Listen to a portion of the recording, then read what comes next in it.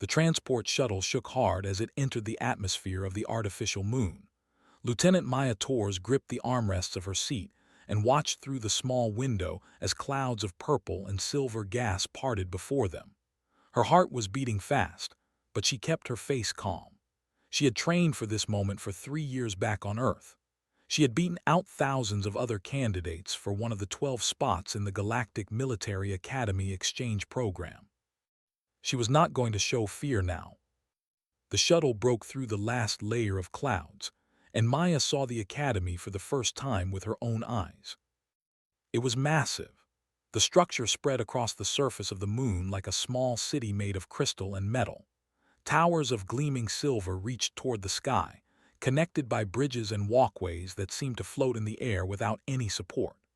The main building was a dome of transparent material that showed the stars beyond, and around it stood dozens of smaller buildings that housed training facilities, dormitories, and administrative offices. Maya had seen pictures during her preparation training, but nothing had prepared her for the real thing. This was where the galaxy's best soldiers came to learn and train. This was where careers were made and legends were born. And now, for better or worse, this was her home. The shuttle touched down on a landing platform with a gentle bump. Maya unbuckled her harness and stood, gathering her small bag of personal belongings. She had been told to bring only essentials. Everything else would be provided by the academy. The hatch opened, and Maya stepped out onto the platform. The air was different here, thinner somehow, and with a strange metallic taste that tickled the back of her throat. Her body felt lighter than it should, the artificial gravity of the moon set to a standard that was comfortable for most species but slightly below Earth normal. She would need time to adjust. Around her, other shuttles were landing, carrying cadets from across the galaxy. Maya saw beings of every shape and size stepping onto the platform. Some walked on 2 legs like her, while others moved on 4, 6, or even more. Some floated through the air on wings or anti-gravity devices. Some were so strange that Maya could not tell which end was the front and which was the back. She took a deep breath and started walking toward the main building. The inside of the academy was even more impressive than the outside. The entrance hall was a vast open space with floors made of polished crystal that reflected the light in rainbow patterns. The ceiling was so high that Maya could barely see it, lost somewhere in the shadows above. Along the walls stood statues of famous warriors from 100 different species, their names and achievements carved into the bases in dozens of languages. Maya's translation implant worked overtime, feeding her a constant stream of information as she walked. The device had been surgically installed behind her ear 3 months ago, and she was still getting used to the slight buzzing sensation it caused when processing complex alien languages. But without it, she would have been lost. The galaxy spoke 10,000 tongues, and no human could learn them all. She followed the signs to the administrative wing, passing groups of cadets who stopped to stare at her as she walked by. Maya was used to being stared at. Humans were still relatively new to the galactic community, their presence in places like this still unusual enough to draw attention. She kept her eyes forward and her back straight, refusing to let the attention make her uncomfortable. The administrative office was staffed by a floating metal sphere that Maya's briefing materials identified as a consortium standard administrative unit. It was essentially a very advanced artificial intelligence, designed to handle the complex paperwork of running a multi-species institution. The sphere hovered before her as she approached, a soft blue light pulsing from its surface. "Lieutenant Maya Torres, Terran Military Forces," she said clearly, "reporting for duty." The sphere scanned her with a beam of light, verifying her identity against its database. After a moment, it spoke in a smooth, neutral voice. "Welcome to the Galactic Military Academy, Lieutenant Torres. Your quarters have been assigned in Dormitory Block 7, Room 423. Your training unit is Combat Training Unit 17, under the command of Captain Kell of the Dominion Fleet. You are expected to report to Training Hall 9 at 0700 hours tomorrow morning for orientation and assessment. Maya's stomach tightened at the mention of the Dominion fleet. She had hoped for a different assignment, but she had known it was possible. The Dominion were one of the galaxy's most feared warrior species, evolved from apex predators on a high-gravity death world called. They stood nearly 8 feet tall, covered in armored scales, with claws that could tear through steel and teeth that could crush bone. They were stronger, faster, and more naturally dangerous than any human could ever hope to be. They also considered humanity to be one of the lowest species in the galaxy. To them, humans were soft, weak, slow, and barely worth acknowledging. Many Dominion officers had openly opposed allowing humans into the academy at all. And now Maya would be serving under one of them. "Is there a problem with your assignment?" the administrative unit asked, detecting her hesitation. Maya forced herself to smile. "No problem at all, thank you." She took her room key and left the office, making her way through the winding corridors toward Dormitory Block 7. Her room was small but comfortable. A bed, a desk, a storage unit for her belongings, and a window that looked out over the crystal spires of the academy. Maya set her bag on the bed and sat down, letting out a long breath. She was here. She had made it. After years of training, months of travel, and more bureaucratic obstacles than she could count, she was finally here at the Galactic Military Academy. Now came the hard part. She spent the rest of the day unpacking her things and familiarizing herself with the layout of the academy. She found the mess hall, where food from 1,000 worlds was served in a vast cafeteria that never closed. She found the training facilities, massive buildings filled with equipment designed for species of every size and shape. She found the library, an endless archive of knowledge collected from across the galaxy, accessible through terminals that could translate any text into any language. And everywhere she went, she was stared at. Some of the stares were curious, the observers never having seen a human before and wanting to get a closer look. Some were dismissive, the observers clearly considering her beneath their notice. And some were hostile, the observers making no effort to hide their contempt for her species. Maya ignored them all. She had faced worse on Earth, working her way up through the ranks of a military that still had not fully accepted the idea of women in combat roles. She had learned early that the best response to prejudice was excellence. Let her performance speak for her. Let her results prove her worth. She would do the same here. That night she lay in her bed and stared at the ceiling, unable to sleep. Tomorrow she would meet her training unit. Tomorrow she would meet Captain Kell. Tomorrow her real test would begin. She closed her eyes and forced herself to relax. Whatever came, she would face it. That was the human way. The alarm woke her at 0600 hours. Maya showered quickly in the small bathroom attached to her room, dressed in the standard academy uniform that had been provided for her, and ate a quick breakfast in the mess hall. Then she made her way to Training Hall 9. The hall was a circular chamber with high walls and a domed ceiling. The floor was made of a material Maya did not recognize, something that seemed to absorb light rather than reflect it. Around the edges of the room stood 11 other cadets, representing species from across the galaxy. Maya recognized a few of them from her studies. 2 stood together near the far wall, their bodies clicking softly as they communicated through their species' chemical language. They were a hive mind species, able to share thoughts and coordinate actions with perfect precision. A stood alone in one corner, its massive body made of living stone that shifted and rumbled as it breathed. They were nearly indestructible, able to survive conditions that would kill any other known species. The other cadets were less familiar, but Maya could see that they all had one thing in common. They were all physically imposing by human standards. Even the smallest of them was larger and more dangerous-looking than any human soldier Maya had ever met. She took her place among them and waited. At exactly 0700 hours, the door at the far end of the hall opened, and Captain Kell entered. He was everything Maya had expected and more. His body was massive, nearly 8 feet of armored muscle covered in scales the color of dried blood. His eyes were amber, with vertical slits for pupils, and they swept across the assembled cadets with the cold precision of a predator assessing prey. His claws were sheathed, but Maya could see the tips extending slightly past his fingers, sharp enough to cut through armor. His teeth, visible when he spoke, were triangular and serrated, designed for tearing flesh. He was terrifying, and he knew it.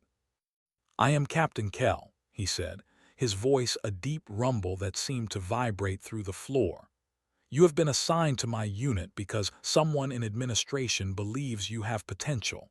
I will determine whether that belief is correct."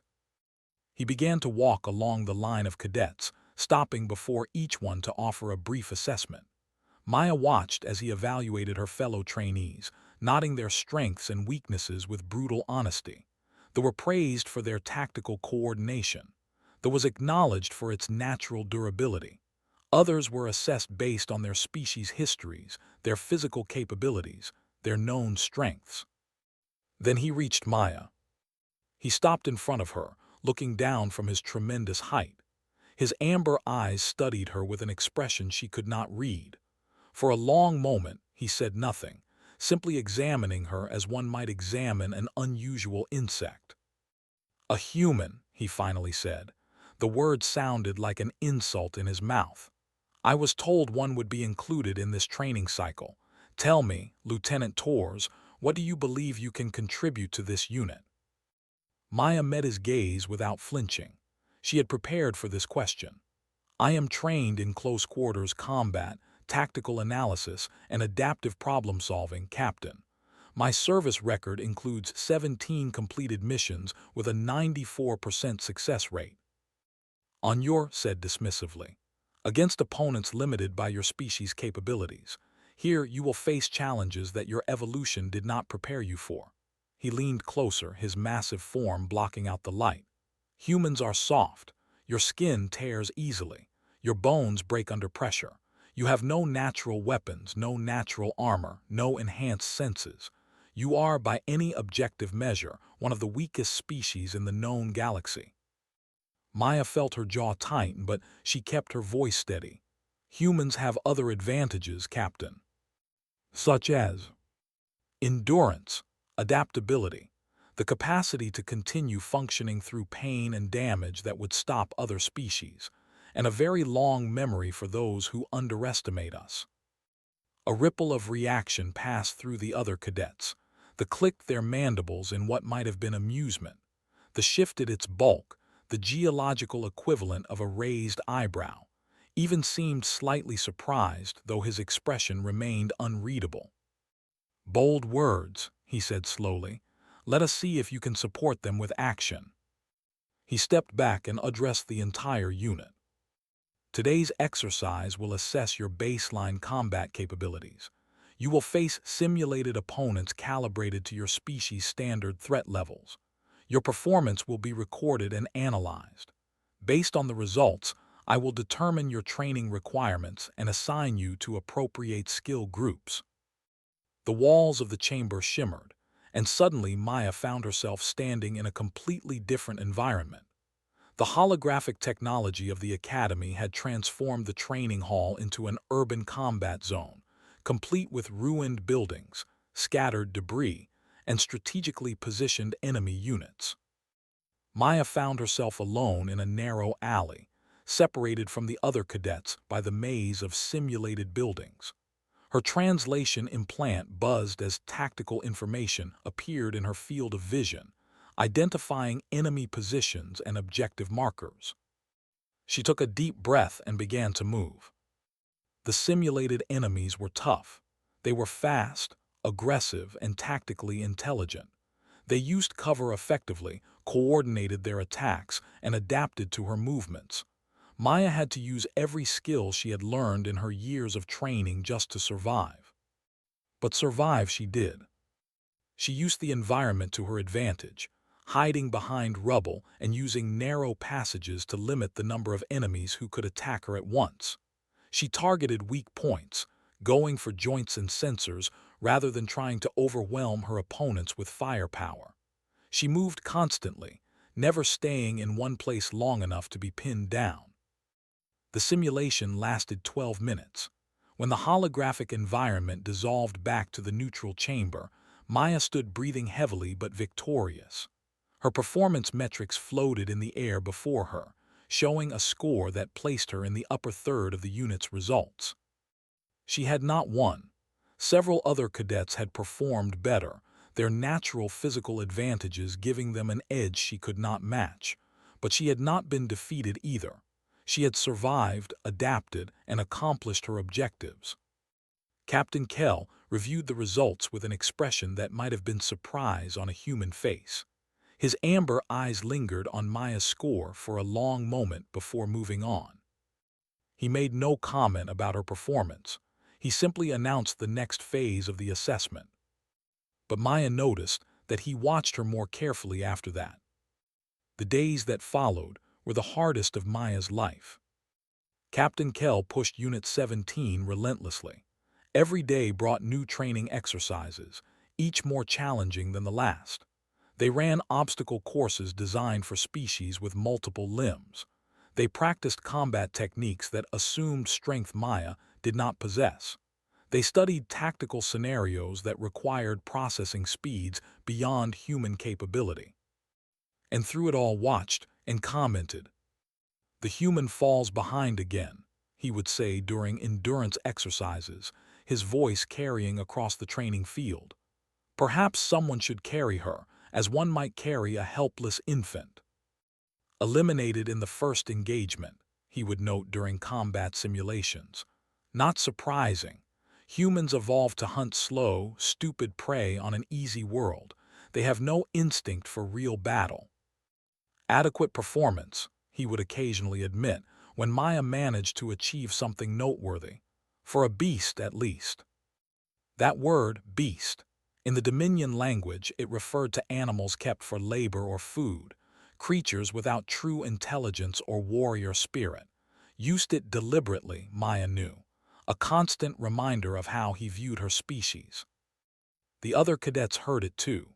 Some of them began using it themselves, calling her the beast when they thought she could not hear. Others simply avoided her, not wanting to associate with the unit's weakness. Only the twins, Chit-Click-Hum and its sibling Buzz-Tone Ring, showed her any kindness, their hive-mind perspective giving them a different view of individual worth. Maya refused to let it break her. Every night after the official training ended, she returned to the training facilities and continued working. She studied her opponents' fighting styles and developed counters for each one. She practiced moving through environments designed for larger species, finding ways to use her smaller size to her advantage. She pushed her body harder than she had ever pushed it before, extending her limits inch by inch. She also studied. The Academy's library contained information on thousands of species, their histories, their biologies, their military traditions. Maya spent hours reading about the Dominion, trying to understand Captain Kell and his views. What she learned was both disturbing and enlightening. The Dominion evolved on a planet with gravity twice Earth's standard and an environment that made survival a daily battle. Everything on was trying to kill everything else. The Dominion had risen to the top of that food chain through physical strength, ruthless aggression, and a culture that valued power above all else. To them, weakness was not just undesirable, it was morally wrong. The weak had no right to exist. The weak should be eliminated for the good of the species. The strong survived and prospered because they deserved to.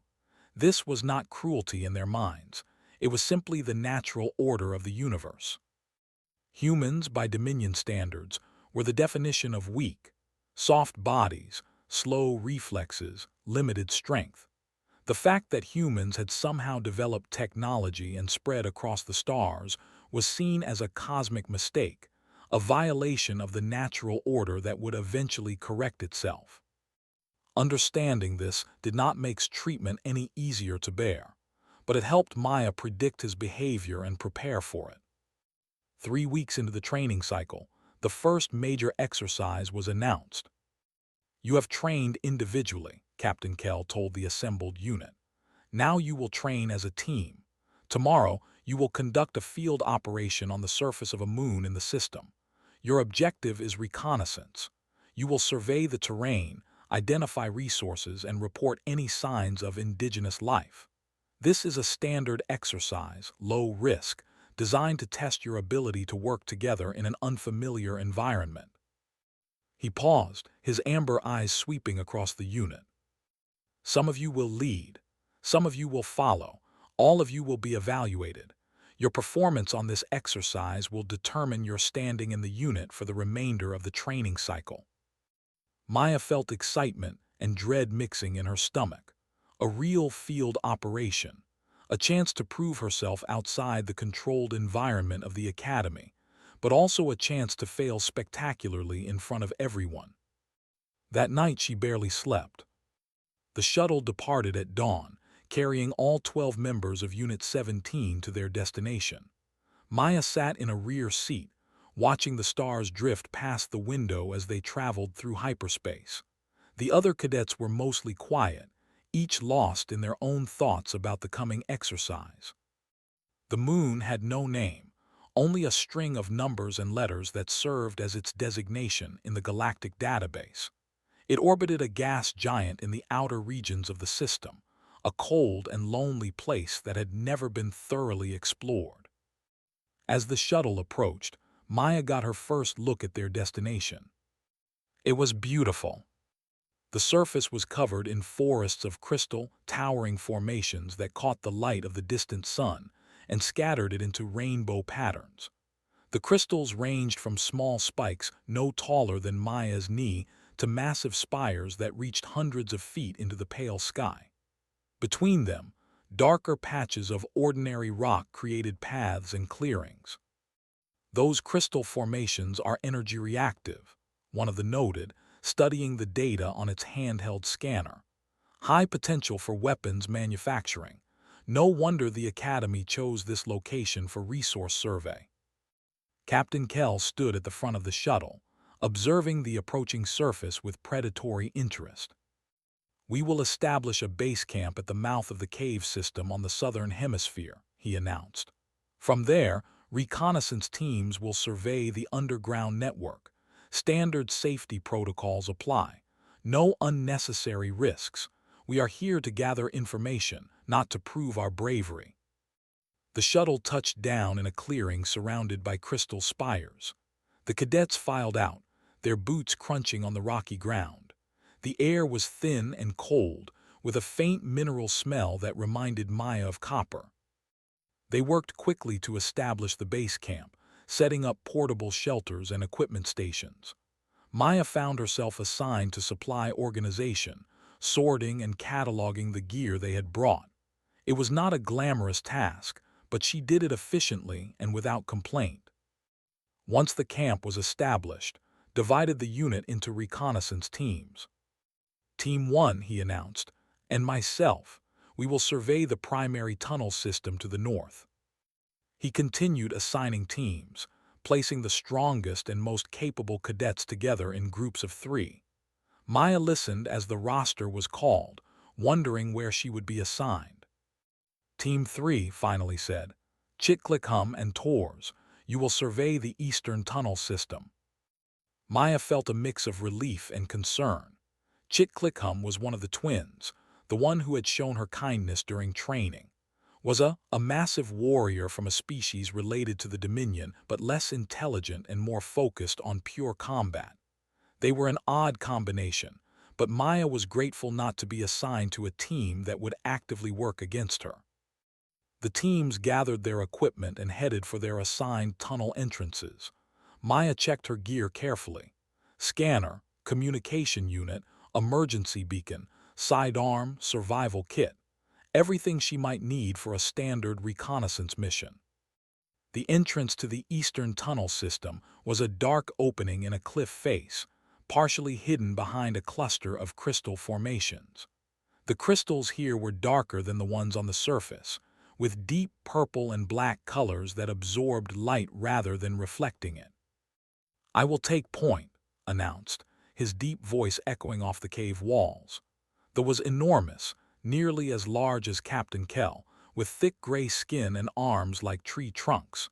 His species was known for charging into danger without hesitation, using their tremendous strength and durability to overwhelm any opposition. Chitclicum clicked its mandibles in agreement. "I will monitor our scanners and maintain communication with base camp. Tors, you will document our findings and watch our rear." Maya nodded. It was a logical division of labor, playing to each team member's strengths. She fell into position behind them as they entered the cave. The tunnel was wider than Maya had expected, with a ceiling high enough for even to walk upright. The walls were smooth, almost polished, and covered with veins of the same crystal that grew on the surface. Their portable lights reflected off these veins, creating an eerie glow that seemed to pulse and shift as they moved. They walked in silence for several minutes, documenting the tunnel's features and collecting samples of the minerals they encountered. The scanner readings were encouraging, showing high concentrations of valuable materials that would justify further exploration. Then the communication signal began to fade. "Base camp, this is Team 3, Chitclicum transmitted. We are experiencing signal degradation, requesting status check." Static was the only response. "The crystal formations are interfering with our equipment," they observed. "We should turn back. Mission protocols specify withdrawal in case of communication failure." Shook his massive head. "Captain ordered thorough reconnaissance. We have not yet reached our assigned boundary. We continue." Maya looked around the tunnel, an uneasy feeling building in her gut. Something about this place felt wrong. The passages were too regular, too precisely shaped, and on the walls, barely visible in the dim light, she could see marks that seemed too deliberate to be natural. "Hold position," she said quietly. "I want to examine something." She approached the nearest wall and traced her fingers along one of the marks. Up close, the pattern was unmistakable. These were not random scratches or natural formations. They were symbols, carved into the stone with deliberate precision. "Writing. This cave system is not natural," Maya said, her voice tight. "Something intelligent built it or modified it. These marks are writing of some kind." Chitclicum moved to examine her discovery, its compound eyes reflecting the dim light. After a moment, its antennae began to twitch with alarm. "These symbols match nothing in the galactic database," they reported. "Unknown civilization, unknown threat level. We must withdraw immediately." Had moved forward during the examination, eager to continue the mission.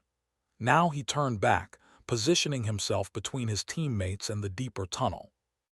"Agreed, we withdraw. Report to Captain." They turned to retrace their path. They never got the chance. Something massive erupted from the darkness ahead, blocking their retreat. Maya threw herself sideways on pure instinct, barely avoiding a limb that swept through the space where she had been standing. The creature was enormous, 3 times size at least. Its body was a nightmare fusion of organic tissue and crystalline material, as if the crystals of the cave had somehow merged with living flesh to create something new.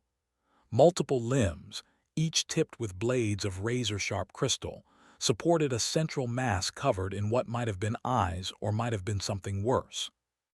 And it was not alone. More shapes emerged from the shadows around them. Maya counted 6, then stopped counting as she realized there were more hiding in the darkness beyond. They had walked into an ambush, surrounded by creatures that had been waiting for them. "Unknown hostile species," she broadcast on all frequencies, praying that some fragment of the signal might reach base camp. "Team 3 under attack. Multiple contacts. Request immediate extraction." Static answered her. Roared and charged the nearest creature, his massive fists crashing against its crystalline hide. The impact echoed through the tunnel like thunder, but the creature barely staggered. Its bladed limbs swept in from multiple angles, too fast for even the strength to block. Green blood sprayed across the stone floor. Chitclicum opened fire with its sidearm, energy bolts splashing against the creature's armored bodies with minimal effect. There was targeting what appeared to be joints and sensory clusters, but the creature's alien biology offered no obvious weak points. Maya's mind raced through options. They could not run. They were surrounded. They could not fight effectively. Their weapons were nearly useless. Communication was down. Backup was not coming. She was going to die here, in a dark cave on an unnamed moon, and Captain Kell would probably use her death as another example of human weakness. Unless she found another way. Her eyes fell on the crystal formations embedded in the tunnel walls. Energy-reactive materials, the preliminary surveys had said. High potential for weapons manufacturing. Or high potential for explosion. Chit-click-hum, she shouted. The crystals, maximum power, concentrate fire on the crystal veins. They did not hesitate. Its weapon whined as it shifted to maximum output, and energy bolts began hammering into the crystalline veins running through the walls. The reaction was immediate and violent. Brilliant light erupted from the impact points as the crystals discharged their stored energy in cascading chain reactions. The creatures screamed, a sound that Maya felt in her bones, and recoiled from the blinding radiation. Their sensory organs, adapted to the darkness of the caves, could not handle the sudden overload. Move, Maya grabbed his arm and pulled, guiding the wounded toward a narrow side passage she had spotted earlier. Chit-click-hum followed, still firing, creating a wall of light between them and their attackers. They ran. The passage twisted and turned, too narrow for the larger creatures to follow easily. Behind them, Maya could hear pursuit, the scraping of crystal limbs against stone, but they were gaining distance. The creature's size, which had been such an advantage in the larger tunnels, was now working against them. Maya's lungs burned, her legs ached, every breath felt like fire in her chest, but she kept running, kept pushing, kept refusing to stop. They burst out of the tunnel into a larger chamber and skidded to a halt. They had found the nest. Thousands of crystalline eggs lined the walls, pulsing with a dim internal light that made Maya's skin crawl.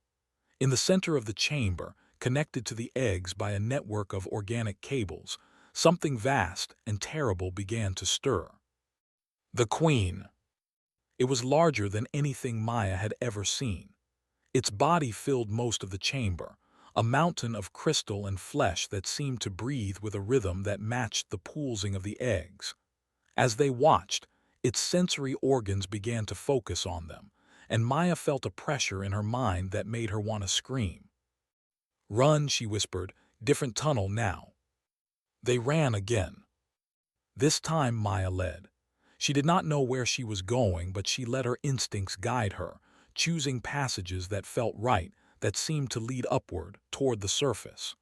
Behind them, the Queen's awakening cry echoed through the caves, summoning her children to the hunt. They ran for what felt like hours. Maya lost track of the turns they took, the passages they followed. All she knew was movement, exhaustion, fear, and the constant sound of pursuit growing closer. Then finally light.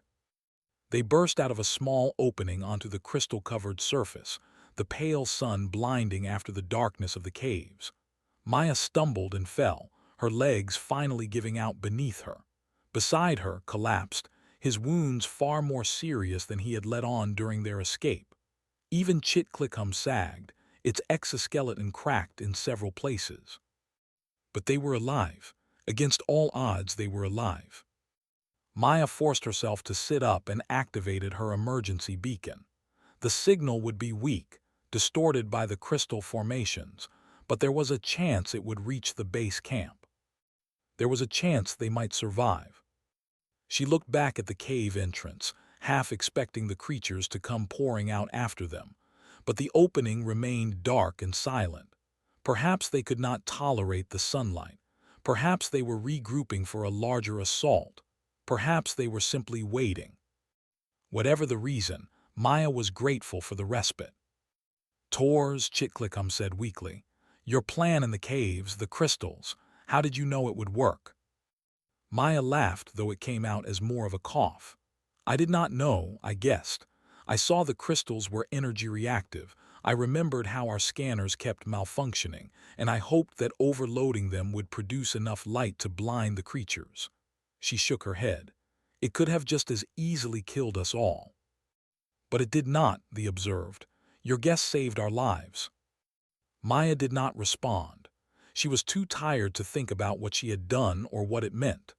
She simply sat in the pale sunlight, breathing, waiting, hoping that rescue would arrive before the creatures found them again. An hour passed, then two. Finally, in the distance, she heard the sound of a shuttle approaching. Captain Kell led the rescue team personally. He found them huddled on the crystal-covered surface, 3 survivors of an encounter that should have killed them. His amber eyes swept across the scene, taking in swoons, Chitclicum's damaged exoskeleton, and Maya's exhausted but defiant posture. "Reports," he ordered. Maya stood on shaking legs and gave him the details. The cave system, the creatures, the symbols on the walls, the nest, the queen, the desperate escape that had brought them to the surface. Listened in silence, his expression unreadable. When she finished, he looked at her for a long moment. "You led your team to safety," he finally said. "Your quick thinking prevented total loss. The Academy will want a full debriefing on these creatures. Your testimony will be essential." It was not praise exactly, but it was not criticism either. From Captain Kell, that was something remarkable. "Get them to the shuttle," ordered his team, "and prepare for immediate evacuation. This moon is no longer safe for training exercises." As medics helped and Chitclicum toward the waiting shuttle, Maya remained standing, looking back at the cave entrance. "Captain," she said, "those creatures, they were not just animals. The writing on the walls, the way they coordinated their attack, they are intelligent, and there are thousands of them in that cave system." Followed her gaze, his predator eyes studying the dark opening in the cliff face. "Yes," he said slowly, "they are, and that makes them far more dangerous than simple beasts." He turned to look at her, and Maya saw something new in his expression. Not respect, exactly, but perhaps the beginning of it. "You faced true beasts today, Lieutenant Tors, and you survived. That is more than many warriors can claim." He walked away toward the shuttle, leaving Maya alone with her thoughts. She had survived. She had saved her team. She had faced creatures that should have killed her and found a way to escape. But she knew this was not over. The creatures were still down there in their dark caves, waiting, and sooner or later someone would have to deal with them. Maya looked one last time at the cave entrance, then turned and followed her captain to the shuttle. Whatever came next, she would be ready.